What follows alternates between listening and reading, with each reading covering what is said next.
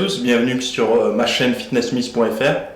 Dans cette nouvelle vidéo, je vais parler essentiellement de la perte de graisse, de la sèche, enfin tout ce qui englobe la perte de graisse. Tout simplement parce que j'ai beaucoup de questions à ce sujet, notamment parce que on approche de l'été à grands pas, mais aussi parce que certainement par un phénomène de mode, être sec devient plus important que prendre du volume musculaire. Et je le vois par le nombre de questions que je reçois depuis plus d'un an maintenant, donc toutes saisons confondues, aussi bien en été qu'en hiver, beaucoup de questions sur la perte de graisse. Donc forcément, si on me demande beaucoup, j'essaie de répondre au moins à certains quand je vois que les questions sont souvent répétées par divers internautes. Donc là, ça vient de Facebook, j'ai récupéré les questions sur mes posts Facebook. Et bon, encore une fois, c'est que mon avis. Donc les personnes viennent me voir pour avoir mes réponses, donc je leur donne mon avis. Après, libre à chacun d'aller voir et d'aller chercher ces informations où il souhaite. Ici, on est sur ma chaîne, donc si vous voulez mon point de vue, vous avez toutes mes vidéos. Et dans cette vidéo, on va parler de la perte de graisse. Voilà. Donc la première question de Jérém qui me dit « Hello Théo, est-ce qu'il y a une fonte musculaire en période de sèche si le pourcentage de graisse corporelle environne les 14 à 15% de matière grasse ?» Merci et continue. Donc merci à toi. Est-ce qu'il y a en gros, tu me demandes s'il y a un catabolisme quand on n'est pas très sec, quoi, quand on est aux alentours de 14-15. Donc oui, on va dire qu'il y a en fonction de chacun, en fonction de chaque métabolisme, etc., il y a une perte de muscle. Et enfin, en même temps que la perte de graisse, on a une perte de muscle, parce que quand on demande au corps de cataboliser, donc quand on le fait cataboliser lors d'un régime, il a du mal c'est très compliqué de conserver sa masse musculaire et de ne perdre uniquement du gras. Donc le pourcentage de gras et de muscle qu'on va perdre dépend déjà de votre génétique, mais aussi de la qualité de votre alimentation et de vos entraînements.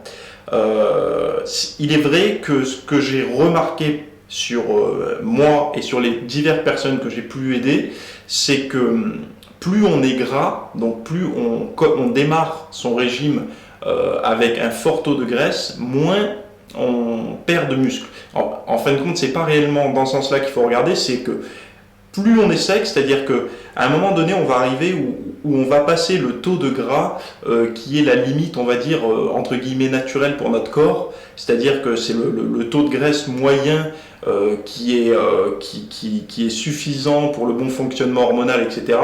Quand on descend en dessous de ce taux de gras, entre guillemets, santé et optimal, là par contre, on commence vraiment à beaucoup cataboliser. Mais ça, c'est en fonction de chacun, de chaque morphologie. Je vais pas refaire des vidéos, parler de choses que je maîtrise pas sur l'évolution humaine, sur les différences génétiques qu'il y a en fonction des pays, etc. Ça, je laisse ça à Frédéric Delavier qui est très intéressant sur ce sujet.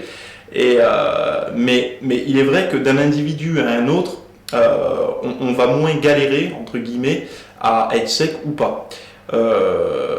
Donc, plus tu es gras, dans la logique, moins tu devrais cataboliser, moins tu devrais perdre du muscle quand tu vas te mettre au régime. Mais le problème qu'il y a, et ça tout le monde pourra le vérifier, c'est que quand on est au régime, qu'on est très gras, qu'on fait de la musculation et qu'on a l'impression de perdre du muscle, clairement on ne sait pas si on perd du muscle ou si on perd du gras quand on voit les chiffres qui descendent sur la balance. Parce que on ne se connaît pas, on ne connaît pas notre physique sec. C'est-à-dire que si on connaissait notre masse musculaire exactement au moindre kilo près, si on pouvait avoir une photo du futur nous montrant notre masse musculaire sans le gras, là on pourrait juger si on perd du muscle ou pas. Mais le problème c'est qu'on ne sait pas. Donc on ne sait jamais si on perd vraiment beaucoup de muscle ou pas. Après, il faut faire attention. Il y a aussi une chose, c'est que lors des régimes, souvent les régimes très bas en glucides, les premières périodes des régimes, on perd beaucoup de poids. Donc c'est souvent la première semaine. Quand je dis beaucoup de poids, c'est par exemple 2 kg dans une semaine. Pour moi, je trouve ça beaucoup quand c'est un régime qui est censé ne pas être un régime très violent. ça fait quand même 2 kilos. Bon, en général, on perd pas 2 kilos chaque semaine, mais la première semaine, on perd toujours beaucoup parce que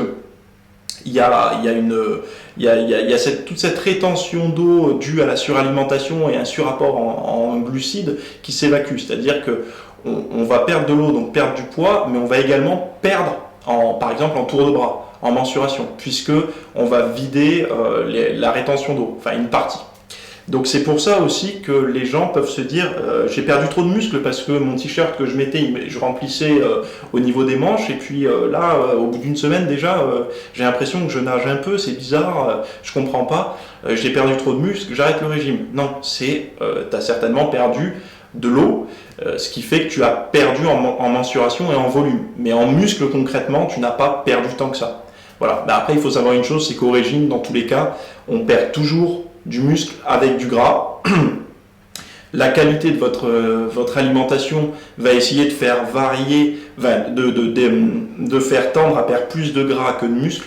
Mais encore une fois, c'est tellement individuel et vous aurez tellement de tests et de recherches à faire sur votre propre organisme que donner une réponse toute faite, c'est quand même très compliqué. Mais sachez, pour te répondre, 14-15%, en règle générale, on n'a pas trop les abdos apparents encore, même on a peut-être ce duo qui commence à apparaître, mais en général, on n'a pas les abdos bien apparents. Tu peux descendre au moins à 10-12 sans trop de soucier du catabolisme quand même, parce que le but c'est d'épurer un peu le physique. Même si tu perds 1 kilo de muscle, tu tenteras de le regagner de façon plus clean avec une diète de prise de muscle plus équilibrée, moins riche en calories et en mauvaise nourriture, de manière à pouvoir quantifier un petit peu plus clairement ta prise de muscle et récupérer ce poids que tu aurais perdu. Après, une autre petite astuce, c'est qu'au lieu de se baser sur la balance, essaie plutôt de te baser sur ton tour de taille honnête, donc c'est-à-dire sans rentrer le ventre ni rien. Tu le fais à jour fixe, à heure fixe, chaque semaine. Par exemple, le matin, tu te dis tous les mardis matins à jeun, tu te le prends, ton tour de taille, et là tu vérifies les données, ce qui change. Et attention, si la veille, tu as fait un repas d'écart périodiquement ou ponctuellement un repas de triche, fais attention parce que tu peux être un peu ballonné et tout, et ça peut fausser un petit peu le truc. Donc, toujours dans les mêmes conditions, une fois par semaine, tu mesures pour voir un petit peu ce qui se passe. Donc voilà, question suivante. Salut Théo, faut-il continuer la créatine en période de sèche? Quels sont pour toi les compléments indispensables pendant cette période? Donc, je ne suis pas sponsorisé, donc je ne vais pas faire du placement de produits, etc., de la créatine ou autre. Je vais te répondre sur la créatine. Donc oui, tu peux continuer, si tu en as chez toi, si tu as déjà investi dans de la créatine, si tu réagis bien à la créatine, tu peux continuer à prendre ta créatine. Souvent on a peur, quand on fait un régime, on se dit oui mais la créatine fait faire la rétention d'eau, donc quand on est en sèche, en régime de perte de gras, ce n'est pas bénéfique de prendre de la créatine. Donc la rétention d'eau est bel et bien là, sauf que dans la tête des gens, c'est de la rétention d'eau, on va dire sous-cutanée, donc la rétention d'eau qui va vous voiler les abdos, vous voiler les veines un petit peu à droite à gauche. Dans la tête des gens, c'est cette rétention d'eau-là, sauf que la créatine, la rétention d'eau qu'elle provoque majoritairement, c'est de la rétention d'eau intramusculaire, donc à l'intérieur des muscles, celle qui vous fait prendre du poids quand vous en prenez et du volume musculaire. Voilà. Donc c'est le premier avantage de la créatine, c'est de faire un petit peu gonfler entre guillemets avec l'avantage en force, avec l'augmentation de la force. C'est qu'avant de prendre en volume musculaire, donc avant de tirer les avantages de volume musculaire, de prise de muscle de la créatine, vous allez d'abord prendre un volume qui sera dû à la rétention d'eau à l'intérieur de vos muscles. Donc pas de problème pour l'instant pour la prendre pendant un régime de perte de graisse. Ensuite, là c'est le petit côté négatif où il faut faire attention, c'est que la créatine augmente la force, donc si on a plus de force on pousse plus lourd, mais on est au régime.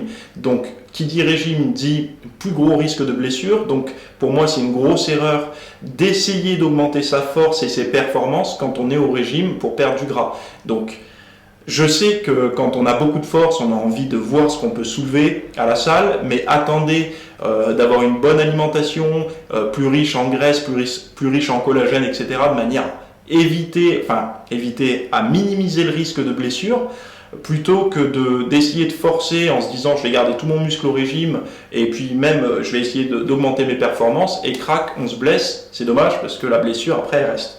Donc la créatine, oui, tu peux, mais si c'est simplement pour maintenir entre guillemets un état un peu plus anabolique entre guillemets, pour également réduire un petit peu comment dire, la production de la myostatine, parce que c'est un des effets qui peut être connu de la créatine, tu peux continuer à prendre ta créatine, tout simplement parce qu'il y a d'autres avantages pour la santé, comme pour le cerveau par exemple. Donc oui, tu peux continuer, mais ne cherche pas à utiliser la créatine au régime simplement pour augmenter ta force et continuer à progresser. Pour moi, c'est une erreur. Après, petit truc sur la créatine, c'est que moi, personnellement, quand j'ai fait un shooting photo, une de mes préparations, j'avais conservé volontairement la créatine jusqu'à la fin, parce que vu qu'il y a une meilleure synthèse du glycogène avec la créatine, je l'ai utilisée pendant mon rebond glucidique, c'est-à-dire à la fin de mon régime, quand j'allais faire mes photos, et je n'ai pas eu une grosse rétention d'eau, j'ai même plus ou moins bien réussi mon rebond, enfin j'ai eu les résultats que j'attendais, c'est-à-dire que la créatine ne m'a pas fait créer de rétention d'eau ni voilée pour le shooting photo.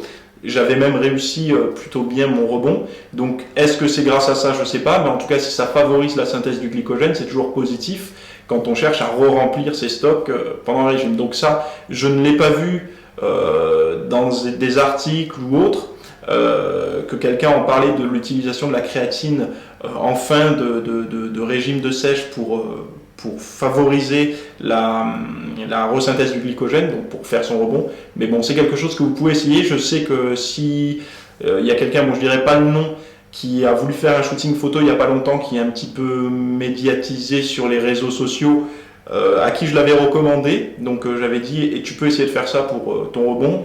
Je ne me rappelle plus si tu m'avais donné les retours, mais si tu regardes la vidéo, tu peux m'envoyer ton message pour me dire si toi aussi tu en avais tiré des avantages. Donc voilà, je continue sans trop me perdre dans mes explications.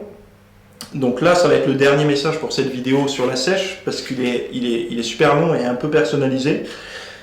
Donc c'est Hervé qui me dit « Salut Théo, je suis ton programme pour sécher depuis 10 semaines. » Donc le programme de l'e-book pour la perte de graisse.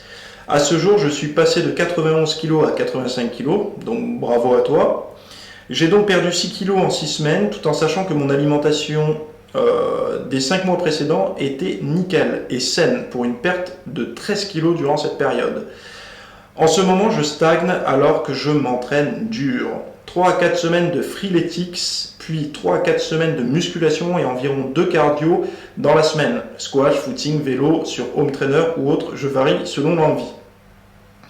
J'ai bien compris la notion d'intensité et je m'y attelle. Quand je vois que tu as perdu 20 kg en 3 mois, je me dis que je ne perds pas assez vite.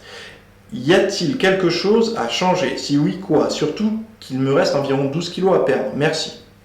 Donc déjà, tu as perdu beaucoup de poids, donc bravo à toi. Ensuite, tu te bases sur ce que moi j'ai fait.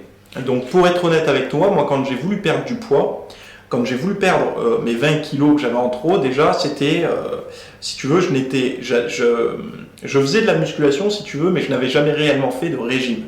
Donc c'est-à-dire que mon corps est passé d'une situation où il mangeait plus ou moins ce qu'il avait envie, enfin je mangeais ce que j'avais envie, à une alimentation non pas clean uniquement, ce qui m'aurait déjà fait perdre du poids, enfin du gras, mais tout de suite à une alimentation hypocalorique, hypoglucidique, clean, avec des entraînements bien construits, etc.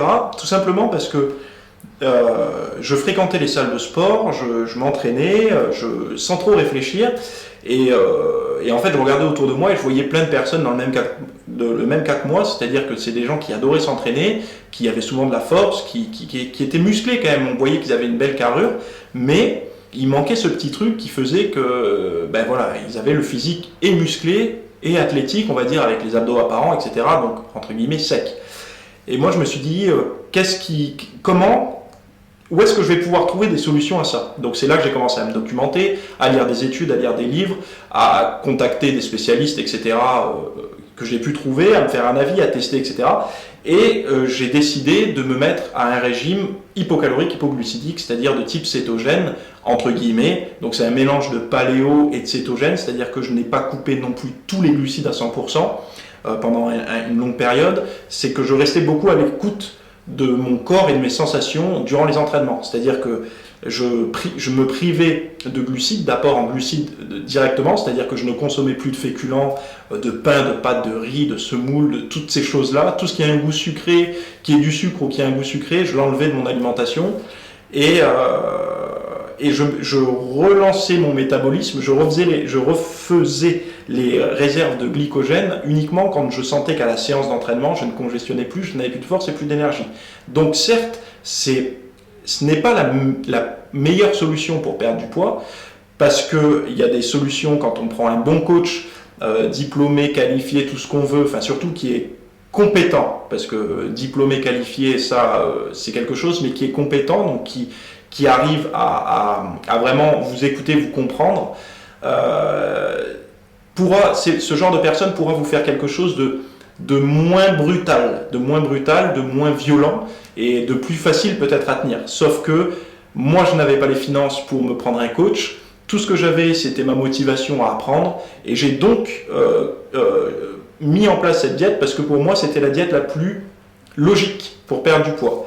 Donc c'était plus une diète entre guillemets low carb, donc c'est-à-dire basse en glucides, où je modérais, elle était cyclique, c'est-à-dire que je relançais ponctuellement mon organisme en consommant des glucides, mais il y avait des périodes de 3, 4, 5 jours où je réduisais fortement. Mon objectif, ce n'était pas pendant cette période de prendre de la masse musculaire, c'était réellement d'enlever toute la graisse accumulée. Je me basais que sur cet objectif parce que je savais très bien que si je commençais à me perdre en pensant à augmenter un point faible, à prendre en masse musculaire et en même temps à perdre du poids, c'est deux objectifs qui sont diamétralement opposés et ça n'allait pas marcher. Donc je me suis concentré sur la perte de poids et j'ai mangé clean au maximum en suivant les principes que je vous ai dit, ce que j'explique sur mon site, etc. Et c'est là que j'ai réussi vraiment à passer d'une alimentation pourrie à une alimentation clean, hypoglucidique, hypocalorique, et que j'ai réussi à perdre ces 20 kilos en 3 mois. Mon entourage l'a vu, ils m'ont demandé comment j'avais fait, etc. Mais c'est normal, le corps il est forcé de réagir quand pendant des années et des années on mange, je sais pas, peut-être 1000 ou 1500 calories de trop par rapport à ce qu'on devrait manger. Si on passe le lendemain à une alimentation hypoglucidique, hypocalorique, le corps il réagit avec de l'entraînement, avec du sport à côté, il réagit. Alors, il y en a qui vont dire par prévoyance, oui attention c'est dangereux, tout le monde ne réagit pas pareil. Bien sûr, je suis d'accord avec ça, mais moi j'ai pris mes responsabilités, je l'ai fait en connaissance des effets négatifs, c'est-à-dire que je ne suis pas parti à l'aveugle, je savais très bien que j'allais être plus fatigué, que j'allais avoir des baisses de régime, que j'allais être un petit peu irritable, etc. Mais, entre guillemets, un régime, c'est un peu ça, quoi. Je ne connais pas réellement de régime où on pète la forme, où on éclate ses performances et on se sent tous les jours très très bien. Un régime, surtout quand il dure longtemps, plus il dure longtemps pour moi, moins c'est bon, mais bon, après tout le monde n'est pas d'accord, mais rester très longtemps dans un état catabolique, pour moi, c'est pas quelque chose pour moi je trouve pas ça normal de rester longtemps, de laisser le corps cataboliser pendant longtemps. Après c'est certainement plus sain, les spécialistes diront que c'est plus sain, peut-être, mais moi j'aime pas, je préfère perdre assez rapidement, après me maintenir, plutôt que l'inverse. Voilà, donc pour toi, j'en reviens à ta question, si tu ne perds plus de poids, si tu vois que tu es bloqué, c'est qu'il y a quelque chose qui ne va pas, c'est-à-dire que soit ta dépense calorique quotidienne n'est pas assez élevée, donc ça c'est la même chose, hein. Donc soit ta dépense calorique n'est pas assez élevée, soit ton apport calorique est encore trop important. Donc tu as deux choses à faire, donc tu choisis, soit tu baisses ton total calorique, soit tu augmentes ta dépense physique. Mais si tu as déjà un régime qui est déjà dur à suivre et que au niveau de tes calories tu es déjà assez bas, je te recommanderais plutôt de faire par exemple un petit peu de cardio pour augmenter simplement de 250, 350 calories par jour ta dépense calorique. Et tu regardes sur une semaine comment ça se passe et tu vois si ça a quelque chose ou pas, si ça a provoqué quelque chose ou pas. Si tu vois que ça ne provoque rien, je te conseille de faire un petit bilan sur le temps que tu as passé à être au régime, donc le temps que actuellement là, où tu es encore au régime. Il faut que tu comptes le nombre de mois de régime que tu as à ton actif depuis que tu as commencé. Voilà. Et à partir de là, tu te dis, par exemple, si ça fait 2, 3 mois ou 4 mois que tu es au régime, je te conseille de faire une petite pause, donc pause dans l'entraînement et pause dans le régime, où tu te réalimentes, pas n'importe comment, mais où tu remanges un petit peu de glucides. On va appeler ça une semaine un petit peu de récupération, entre guillemets, métabolique et hormonale. Donc tu vas arrêter de t'entraîner, ou alors uniquement de type un petit peu cardio, mais vraiment une récupération active si tu veux, mais rien de lourd, rien de traumatisant pour le système nerveux, etc. Et en parallèle, tu vas réalimenter ton corps avec des glucides. Donc si tu étais en diète basse calorie sous forme très hypoglucidique, tu reconsommes pas mal de fruits, patates douces, du riz complet, du riz basmati, des choses comme ça. Évite le gluten de préférence. Mais bon, ça après, chacun fait comme il veut, mais moi je le recommande de l'éviter si on le peut. C'est assez facile de l'éviter. Il suffit d'arrêter de manger en général, hein, il suffit d'arrêter de manger ce qui provient du blé, donc parce que c'est assez rare dans l'alimentation classique de retrouver les autres aliments contenant du gluten, mais en grosse quantité dans les régimes de musculeux, on retrouve souvent les pâtes, le pain, les choses comme ça à base de blé. Donc essaye de limiter ça, mais augmente ton apport en glucides pendant cette semaine. Et fais une sorte de récupération active. Donc si tu veux faire du yoga, tu fais du yoga. Si tu veux faire du stretch, tu fais du stretch. Tu fais ce que tu veux. Si c'est difficile, en fait je te dis ça surtout pour que si c'est difficile pour toi de ne pas aller t'entraîner, que tu aies quand même une activité. Voilà, c'est surtout pour ça la récupération active. Et tu fais cette petite semaine et après tu recommences ton alimentation hypocalorique, ton régime que tu faisais en suivant mes conseils que je t'ai donnés juste avant. Voilà, donc c'était une vidéo sur la sèche. Je ne sais pas si vous avez aimé ou pas. Si tu es encore là, je pense que tu as quand même aimé ce que j'ai dit, donc tu peux le mettre en cliquant sur le petit pouce. Les commentaires, malheureusement, vous pouvez en mettre en bas, mais je les regarde très rarement parce que je reçois beaucoup de mails sur mon site. Donc je préférerais franchement que vous m'envoyiez, que vous utilisiez mon formulaire de contact qui se trouve dans la description là, pour me contacter directement sur mon site. C'est plus facile pour moi de répondre parce que tous les messages sont regroupés. J'ai pas vraiment le temps d'aller sur YouTube regarder tous les commentaires. Je préfère me consacrer à ceux qui font l'effort d'aller sur mon site pour me poser des questions. Je suis désolé pour ceux qui ont déjà posé des commentaires sur les précédentes vidéos, mais j'essaye de privilégier un peu ceux qui vont sur mon site. Voilà. Je vous dis à plus pour une prochaine vidéo. Bon régime à tous ceux qui se préparent pour l'été. Faites attention à ne pas vous blesser inutilement en essayant de conserver vos perfs ou d'augmenter vos performances pendant que vous êtes au régime. N'hésitez pas à vous abonner, il va y avoir plus de vidéos prochainement parce que je suis bien motivé pour ça. Allez, à plus. Ciao!